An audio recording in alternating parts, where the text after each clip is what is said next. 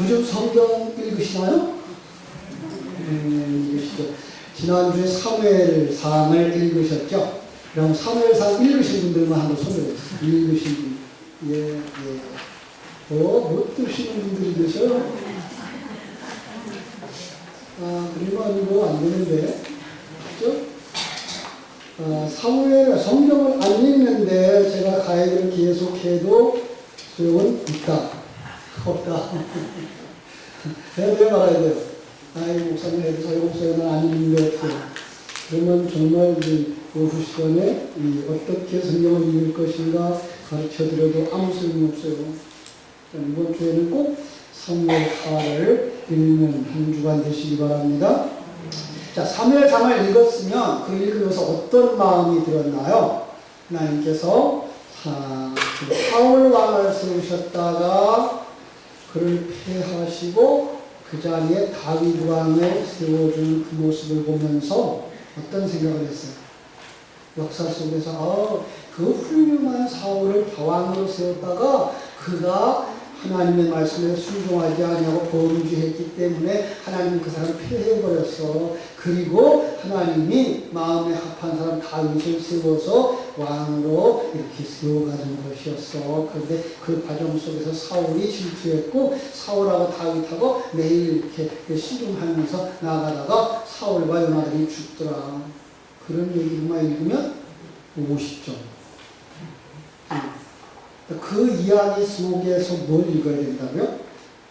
정말로 사사기와 연결되어진 성경, 사사기 자체가 내 모습, 타락한 내 모습이었고 거기서 하나님을 왕으로 모시고 싶지 않은 나의 옛사람의 모습, 이러한 내 속에 잘난 놈, 그죠? 자기를 왕으로 자기매김하고 있는 나의 옛사람이 있더라. 그 옛사람의 모습이 누구였어요? 이게 사울이라는 모습이었다. 이게 뭐예요? 우리가 타락하자 사단이 우리를 삼켜버린 상태.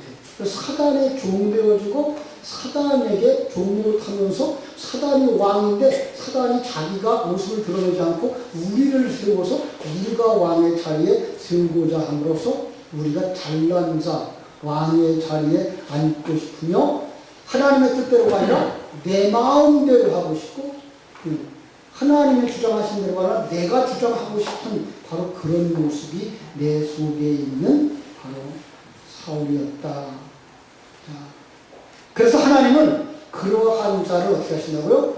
폐위하기 위해서 그 속에 누가 들어가요? 새 왕 다윗이 들어왔대요. 다윗은 골리앗을 쓰러뜨리죠. 분명히 왕의 자격이 있어요. 그러나 아직 내 속에 왕으로 자리 잡고 있는 옛사람, 내가 주인이고 내가 잘난 자 되기 원하고 심지어 하나님까지도 나의 영웅 되기, 높은 자리에 올라가기 도구로 사용하려고 하는 이상순배죠. 이 사단의 속성을 가지고 있어서, 근데 그 사단의 속성이 아주 뿌리가 깊어. 한순간에 죽지도 않고 한순간에 떠나지도 않아. 내 속에 새 생명으로 들어온 성자 하나님 진리 다윗을 수없이 괴롭히는 그림을 그리고 있는. 그러나 하나님이 세운 다윗 세 사람은 결코 무너지지 아니하고 드디어 왕의 자리에 올라서는 모습. 반면에 사단의 상징이고 옛사람의 상징인 사울과 그의 아들은 어떻게 돼요? 결국은 죽어서 끝나는 그림을 그려주고 있더라. 그렇게 읽으셔야 되는 거예요. 쉽지는 않아요. 왜 쉽지 않죠? 우리의 관점이 변하지 않아요. 우리가 성경을 보면서 그 속에서 내 안에서 일어나고 있는 영적 싸움과 갈등, 하나님의 일하심이 보여지지 않고 그 과거의 다윗과 사울의 이야기, 이스라엘 백성들의 이야기로만 읽혀지기 때문에 그 속에서 내 모습을 보지 못합니다. 물론 그 옛사람이 그 역사 속에서 다윗과 사울의 싸움, 그 갈등, 그 과정 속에서 죽고 살고 하는 그 모습을 먼저 이해를 못하면 거기다 담아서 우리에게 주신 진리이기 때문에 그 내용을 알기는 더 힘들어요. 1차적으로 그래서 역사 속에 일어났던 일들을 우리가 익숙하게 깨달아 아는 것이 중요해요. 왜요? 그게 그릇이니까.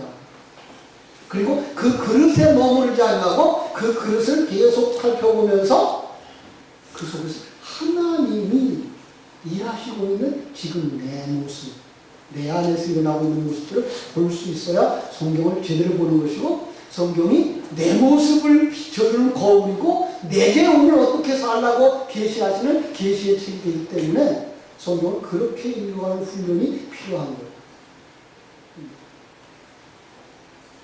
우리 한국 사람들이 외국어를 배우기가 쉽다, 쉽지 않다. 쉽지 않아. 그래서 이 세상에 살면서 그 성경이라고 하는 그 속에 담겨진 진리를 깨달아서 내 것으로 삼고 살아내기도 역시 쉽지 않아요. 근데 그게 훈련이 안 되어지면 영원히 그냥 역사 속 다윗의 이야기, 사울의 이야기를 끝나버려요. 그래서 우리는 노력하지 않으면 안 되는 거예요. 그죠? 그래야만 성경이 나의 생명에 관한 책이 될 수 있는 것입니다. 이번 한 주간도 그래서 사무엘하를 읽으셔야 돼요. 26장 몇 시간이면 읽을까요? 정임의 주사님 몇 시간이면 읽어요? 26장 2시간도 안 걸려요. 테레비 보듯이 정신을 집중해서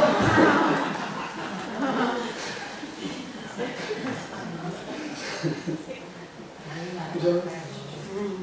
테레비에 나오는 연속극의 주인공과 사건이 처리되는 건 너무나 잘 알아. 그런데 성경 속에 있는 이야기를 왜 이렇게 잘 안 두어요?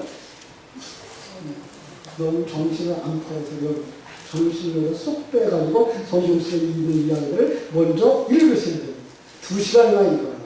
하루에 2시간씩만 투자하면 한 번 읽어요. 그러면 월요일, 화요일, 수요일, 목요일, 금요일 5번 읽을 거 아니에요. 토요일은 빼도 5번만 읽을 수 있으면 9달에는 잘 설명해 주세요. 더 중요하게 읽으려면 성경을 읽으면서 메모하시면 돼요. 장별로 제목을 메모하고 단락별로 메모를 하고 그 다음에 그 이야기를 한 대 이어서 사건이 어떻게 진행되어지며 그 속에 나왔던 그 사람은 누구였고 그 사람과 연결되어진 사람은 누구였으며 이렇게 해서 쭉 연결해 나가면 이야기책처럼 재미있는 책이 사실은 성경이에요.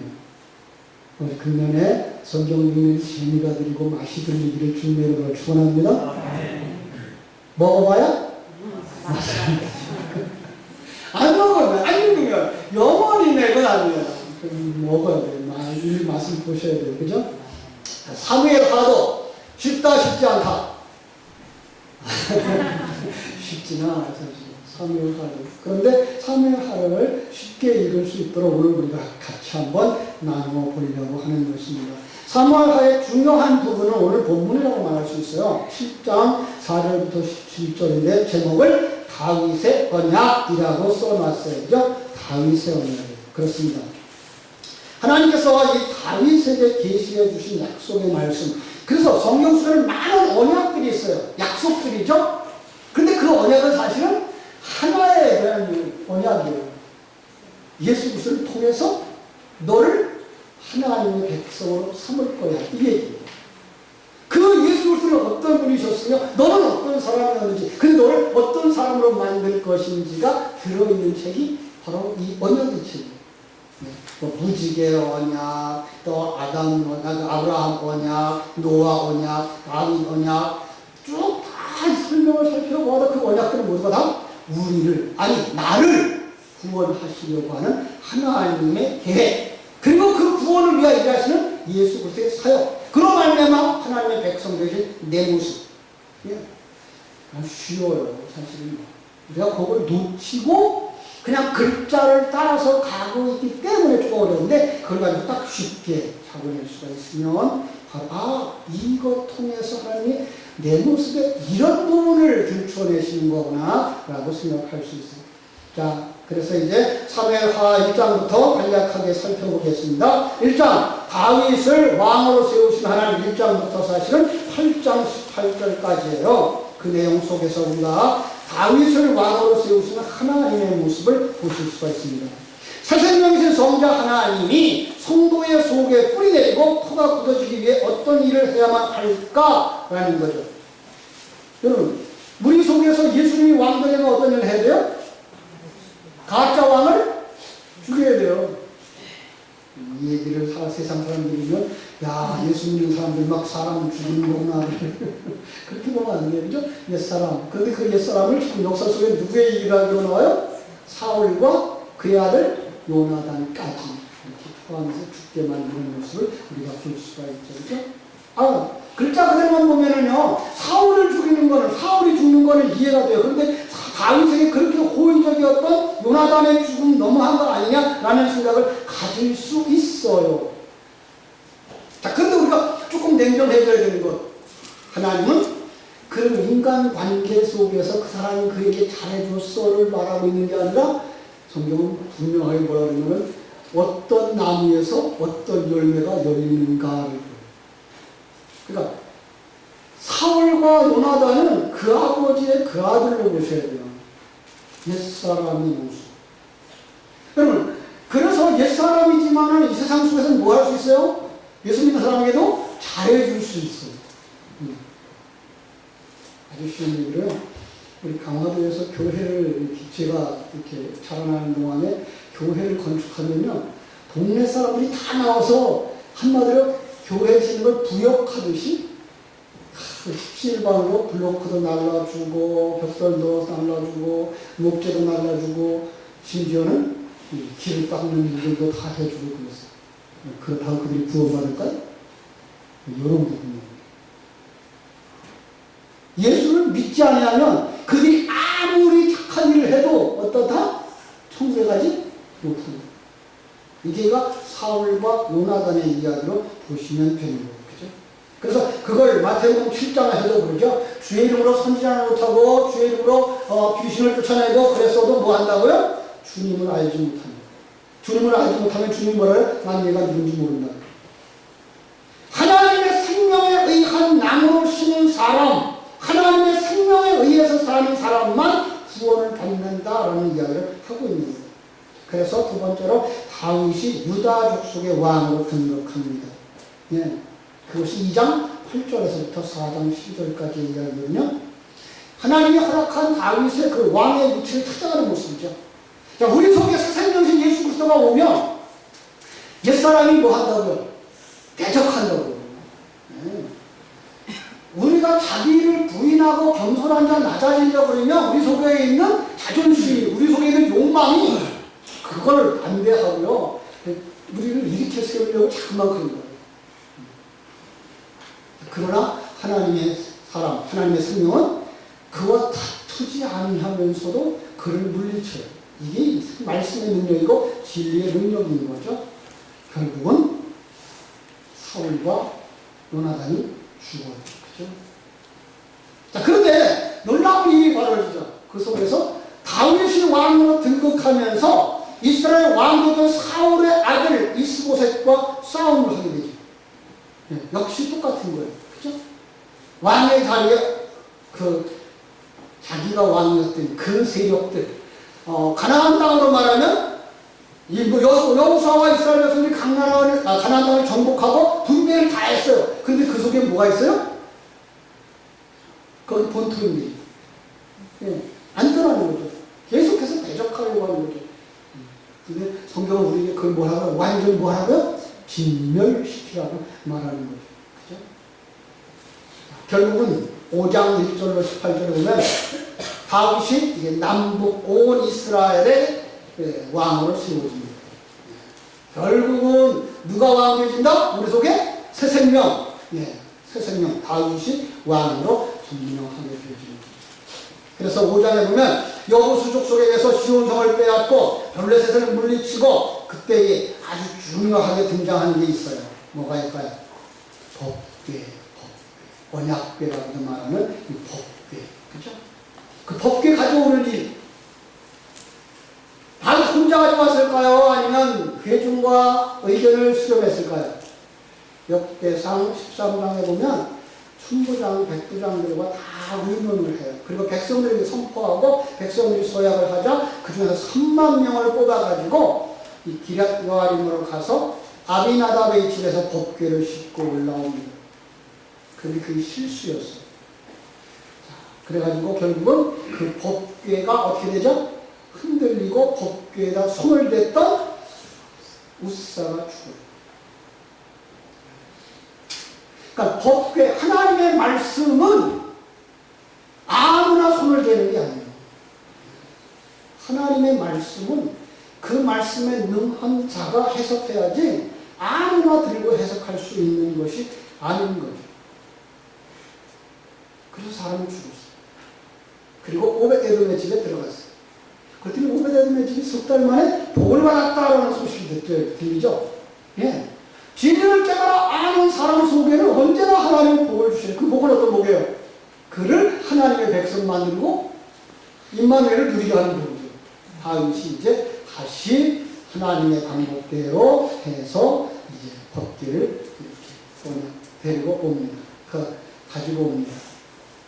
그게 6장이고요. 7장에서 하나님이 다윗과 놀라운 언약을 맺습니다. 그 언약의 중심 내용, 다윗이란 역사적 인물에게 주어진 것이 아닌 것을 깨닫게 되는데, 그것은 바로 그에게 약속한 그 약속들이 다윗에 대해 이루어지지 아니하고 솔로몬에 대해 이루어지거나 예수님을 통해서 이루어지기 때문에 그렇습니다. 결국은 그 다윗에게 허락한 약속은 바로 성자 하나님과 맺은 언약에 바로 다윗에게 주어졌던 거예요. 그러니까 다윗은 예수 그리스도의 예표로 등장했던 인물인 것을 알게 되는 것이죠. 그렇습니다.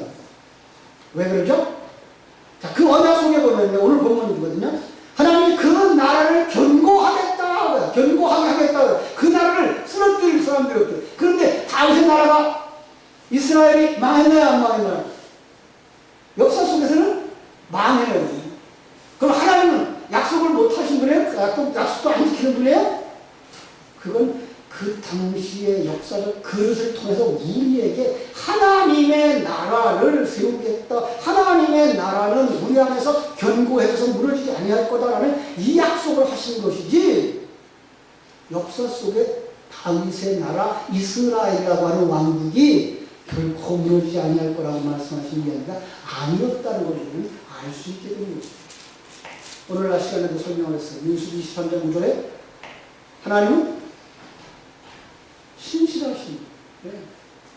그래서 시건치 아니하시고 말씀하신 바를 반드시 실행하십니다. 예.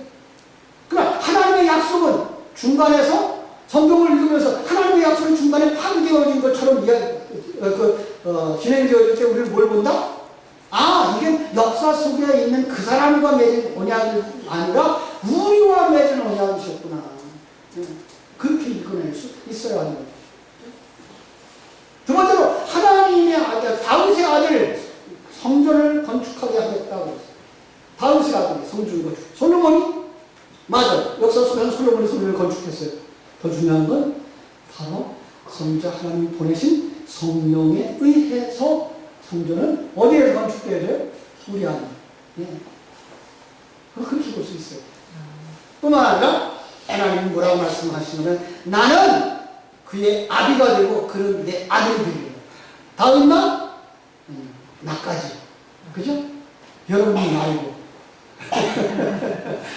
여러분까지. 그죠? 여러분을 통해서 또 다시 믿는 그 사람까지 뭐예요? 그의 아들이 되어지고 하나님 그의 아버지가 되게 해주시겠다라고 하신 약속입니다. 그렇습니다. 그리고 나면 이제 두 번째 단락으로 다윗 왕의 통치가 이루어집니다. 이게 9장부터 20장까지인데요. 자, 이 속에서 우리가 이해하지 못할 일들이 자꾸만 일어납니다. 사람들이 그래서 성경의 그 내용만 자꾸만 보면 그냥 인간이 실패하고 그러면 하나님은 징벌을 하시는구나. 아, 거기서 바로 서는 사람은 하나님이 축복하시는구나. 이렇게 봐가기가 너무 쉬운 일이에요. 그래서 다윗이 그 하나님의 마음에 합한 사람이라고 약속을 해놓고도 그가 범죄하는 모습을 보고 그러니까 그를 용서하시는 하나님의 모습을 보면서 우리는 그 속에서 이 세상에서 용서받을 수 있었던 그 이유가 무엇이었는가? 그거 찾기에 급급해요. 그런데 실상은 그 문제는 결국은 우리들의 문제를 해결하러 오신 예수 그리스도의 모습으로 볼 수 있어야만 성경을 제대로 보는 거예요. 네. 어려워요? 근데 잘 살펴보셔야 돼요. 왜냐하면 우리 하나님은 전능하신 하나님 있습니까? 약속에 신실하신 하나님, 결코 약속을 변개시키는 하나님이 아니라 그 약속을 반드시 실행하시는 하나님. 그래서 9장에서 보면은요, 9장에서 그 다윗이 사울의 손자 무비보셋에게 은혜를 베풀어요. 자, 여기 무비보셋은 누굴까요? 퀴즈. 누구의 상징? 나의 상징이에요. 네. 여기 보여야 돼요. 사울의 아들 요나단의 아들이었는데 불구하고 이게 지금 뭘로 등장해요? 그냥 세상말로 말하면 뭐예요? 다윗의 원수의 아들, 원수의 손자, 죄인의 핏줄이에요. 그런데 거기서 뭐 하면? 다윗이 그를 사랑한다고요. 이게 누구의 모습이라고요? 우리의 모습이에요. 마땅히 우리가 화를 당하고 저주를 받아야 될 존재인데 하나님의 사랑을 받게 되고 하나님의 상급을 받게 되고 하나님이 주신 그의 몫의 땅을 다 돌려주는 모습을 우리가 발견할 수 있는 거예요. 자, 그 무비보셋의 모습 어떤 모습이에요? 도망가다가 떨어뜨려서 발이 다 저는 거예요. 성경 속의 저런 발이는 뭘 상징하는 거고요? 우리의 모습이에요. 그래서 성경 속에 나오는 안전뱅이의 모습, 중풍병자의 모습, 문둥병자의 모습, 이게 다 우리의 모습인 영적인 모습인 거죠. 네. 그래서 다윗이 그를 찾아 그리고 그에게 약속되어진 것들을 다 주는 것을 볼 수가 있습니다. 그건 읽어낼 수 있어야만 됩니다. 자, 그런가 하면 암몬과 아람 족속도 정복을 합니다. 자, 여러분 여기서 암몬 족속 누구 상징이에요? 역시 나의 상징이에요. 예. 그런데 우리 속에 누구의 상징이에요? 죄의 뿌리를 이야기하는 거예요. 롯의 큰 딸이 낳았던 아들이 모아드고 작은 딸이 낳았던 아들이 암몬이죠. 다윗의 순전한 관심을 오해한 암몬이 전쟁을 준비하자 결국은 아람을 정복하고 이스라엘의 영토가 확장되죠. 우리 속에 있었던 옛사람의 모습이에요. 옛사람 뭐 해야 돼요? 다 죽어야 돼요. 마지막까지. 다윗이 예수 그리스도의 예표를 그리면 여기서 끝이 나는 것 아니에요. 계속해서 또 다른 모습들을 그리는 거예요. 그게 뭔가 하면 11장에 나오는 밧세바 사건. 밧세바 착한 여자예요? 나쁜 여자예요? 누구예요? 밧세바. 여러분이 누구 유혹했어요? 그러면 누구도 유혹하지 않았어요. 그냥 벌거벗은 모습이었어요. 누구 모처럼? 나처럼. 예. 이거를 보실 수 있어요. 그 다윗이 지금 누구의 모습으로 등장하는 거예요? 예수 그리스도의 모습이에요. 밧세바를 취해서 그 여인을 아들을 낳게 만들고자 하는 그 여인. 우리가 정말 그렇게 죄인이었어요. 사마리아 여인과 같은 죄인이었어요. 고멜과 같은 여인이었어요. 밧세바와 같은 여인이었어요. 그런데 그냥 이유 없이 주님이 찾아오셔서 우리를 부르신 거예요.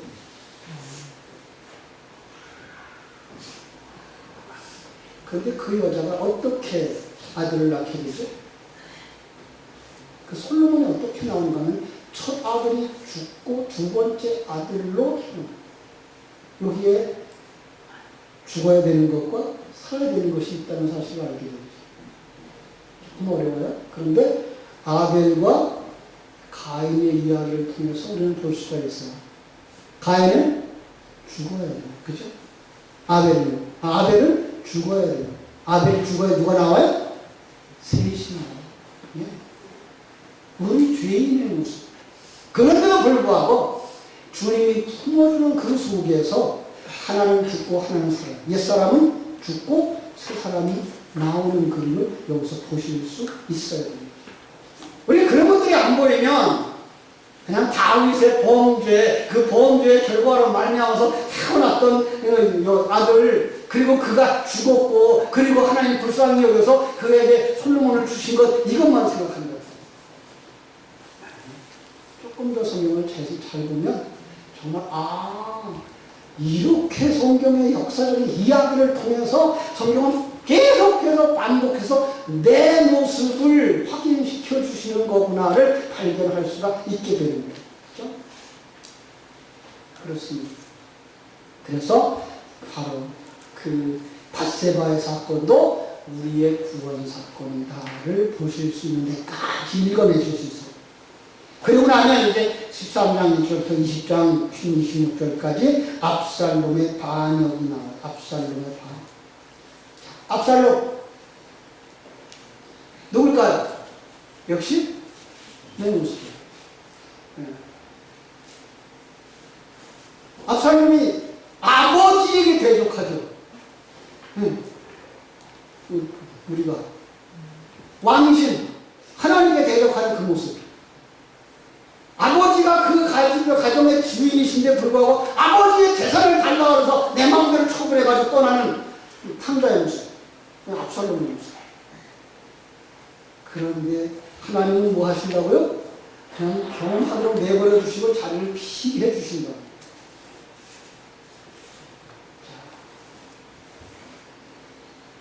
참 이런 그림들 속에서 우리는 참 역사 속 그런 그릇들을 통해서 내 모습을 그렇게 적나라하게 펼쳐주시는구나. 내 모습의 이런 부분들, 이런 부분들, 이런 부분들을 하나님이 이렇게 정확하게 짚어내시면서 우리가 얼마나 구석구석에 내가 주인인 것, 내가 왕인 모습을 보여주시는구나. 압살롬을 피시며, 그러나 하나님은 어떻게 한다? 마침내 압살롬을 죽여. 그리고 압살롬의 그 죽자 마음을 추스르고 예루살렘으로 돌아오는 게 19장. 그래서 20장에서 선을 베풀며 잘 처리하는데 하나님께서 그를 통하여 영광을 받으시는 거죠. 마지막으로 21장 1절부터 24장 25절까지 해서 하나님은 그들의 삶 속에 있었던 많은 이야기들을 이렇게 정리를 해주고 있는 모습을 여러분들이 보실 수가 있어야 합니다. 그렇죠? 사울이 기브온 사람을 죽임 까닭으로 그 땅에 3년간 흉년을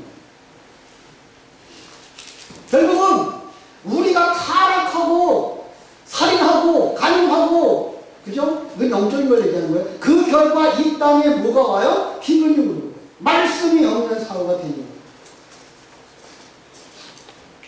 그리고 사람들은 그 원수를 이 땅에서 갚으려고 하죠. 다윗이 허락을 해요. 여러분, 하나님은요, 우리가 범죄하면 징계하시겠다고 약속했어요. 그리고 세상 사단이 계속해서 우리의 죄를 지적하면 그 죄값을 지불해요. 그런데 그들을 내주는 게 아니라 다른 자를 내줘요. 그 다른 자가 누굴까요? 예수죠. 예수가 우리 대신 저주를 다 당한다고. 그래서 그 땅에 기근이 그친다고.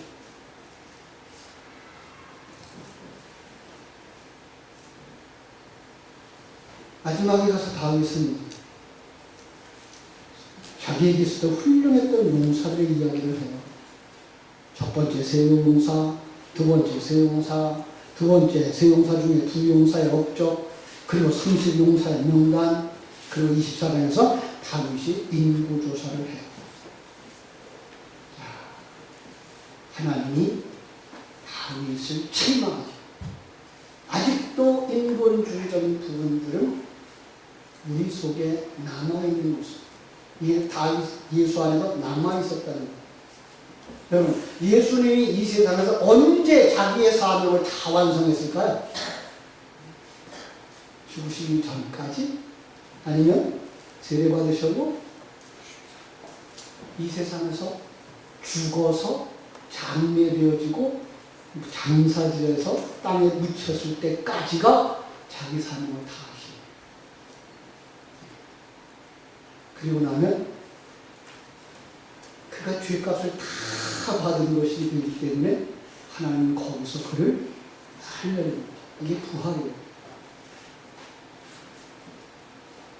이 땅에서 예수의 사역은 십자가에서 죽으심으로 끝나는 것이 아니라 장사 진행하게 되니까 완전히 죽음의 그 저주를 다 자기 몸에 채우신 그 모습, 다윗의 마지막 순간까지 그 그림을 그려주고 있는 거죠. 사랑하는 여러분, 우리도 이 세상에서 마찬가지예요. 앞에 서 있는 목사도 마찬가지고요. 자기 십자가를 지고 자기를 낮추려고 하고 비우려고 애쓰지만 이 세상 떠나기까지는 아직도 이 속에 내가 살아있고 옛사람이 살아있어서 때로는 실수를 저지르게 되어져 있고 때로는 범죄하게 됩니다. 그때 우리는 어떻게 돼요? 서로 용납할 수 있어야 돼요. 네. 우리가 아직 살아서 그렇구나. 저 사람이 아직 살아서 그렇구나. 마지막까지 하나님께서 만들어 주시겠지. 하나님께서 여러분들을 이렇게 역사 속에서 수많은 사건들을 통해서 내 속에 있는 더러운 부분들을 계속 들추어내시면서 너 그럼에도 불구하고 너를 하나님이 사랑하잖아. 그럼에도 불구하고 너를 불렀잖아. 그럼에도 불구하고 지금 하나님 너를 위해서 이런 사건과 이런 일들을 통해서 만드시고 있잖아 라고 말씀하시는 그 음성을 듣게 될 때 우리는 주님 앞에 무릎 꿇는 자 되어질 줄로 믿습니다. 이번 한 주간도 사무엘하를 잘 읽으시고 큰 은혜 가운데에 믿음의 삶을 살아가는 여러분 되시기를 주님의 이름으로 축원합니다. 기도하겠습니다. 하나님 우리 아버지 감사합니다. 하나님 역사 속에서 사울이 폐위되어지고 다윗이 왕이 되어지는 그 사건들을 통하여 사단이 무너지고 하나님이 승리하는 모습을 보게 됩니다. 그러나 거기서 끝나지 아니하고 예수 그리스도에 주신 그 언약을 통해서 나라가 완성되어지는 그 그림 속에 수많은 사건들이 곧 우리를 사랑하셔서 우리를 구원하시는 예수 그리스도의 그 사랑의 사유 손길인 것을 볼 수 있는 눈들이 열려지게 하여 주시옵소서. 때로는 아버지를 대적했던 압살롬이나 참으로 때로는 다윗을 넘어지게 만들었던 밧세바나 이 모든 것들이 내 모습인데 나를 구원하시기 위해서 주님이 이 땅에 오셔서 우리를 품으시고 우리가 받아야 할 그 저주를 대신 받으시는 그 그림들을 성경 속에서 읽어낼 수 있는 눈들이 열려지게 하여 주시옵소서. 그래서 역사의 이야기를 잘 설명해 줄 뿐만 아니라 그 역사에 담겨진 진리를 말하여 줄 수 있는 우리 교사들, 구역장들, 그리고 믿음의 어머니 아버지가 되도록 축복해 주시옵소서. 이번 한 주간 동안 어떤 일이 있어도 시간을 내서 이 사무엘하를 한 번 이상, 두 번, 세 번 반복해서 읽으면서 정말 하나님의 그 세미하신 자심을 더 깊이 알아가고 기뻐서 찬송하고 지금 나는 연약하지만 무능하지만 아직도 크게 일어서 큰 일을 해내지 못하지만 그럼에도 불구하고 하나님 나를 만들고 있음에 소망을 가지고 하나님 앞에 더 가까이 나갈 수 있는 사람들 되게 하여 주시옵소서. 이렇게 우리 성도들을 사랑해 주시고 우리 교회를 사랑해 주시고 이제 우리에게 예수 생명을 충만하게 채우셔서 일어나 이 지역에 생명의 복음을 전하는 일들을 감당할 수 있게 해주시기를 원합니다. 그래서 이 예배 후에 또 우리 전도부가 중심이 되어져서 아버지 모이려고 합니다. 하나님께서 큰 은혜를 주셔서 전 새로운 전도의 비전을 세우고 방법을 찾으면서 함께 나아가서 이 지역 사회를 가슴에 품고 크지도 않은데 이 작은 지역을 가슴에 품고 이 속에는 한 사람 한 사람을 위하여 기도하며 접근해서 만나고 예수 생명을 전하고 그들을 주께 인도하는 일을 감당해 나가는 우리 교회 되게 하여 주시옵소서. 그들이 돌아와서 예배하는 장소에 불미스럽고 더럽고 추한 부분이 없도록 예배당을 깨끗하게 단장하고 화장실을 정리하고 쉴만한 장소를 만들려고 하는 이 사업에도 하나님 같이 해주셔서 이 교회 주위의 사람들과 마찰없이 하나님 일을 잘 마무리하면서 하나님의 영광을 돌리는 우리 교회가 되게 하여 주시옵소서. 이 일을 위해서 더 많이 기도하고 또 예배가 예배되어지도록 우리 예배를 축복하시고 인도해 주셔서 잘 구성해서 정말 예배하는 시간 처음부터 마지막까지 아름다운 예배 온 마음과 정성이 하나님께로만 향해서 열려지는 예배가 되도록 축복하여 주셔서 예배에 참석했던 모든 이들이 은혜 받는 교회, 함께 예배하면서 생명을 나누는 살아있는 교회, 하나님을 기쁘시게 하는 교회가 되도록 축복해 주옵소서. 예수님의 이름으로 기도하옵나이다. 아멘.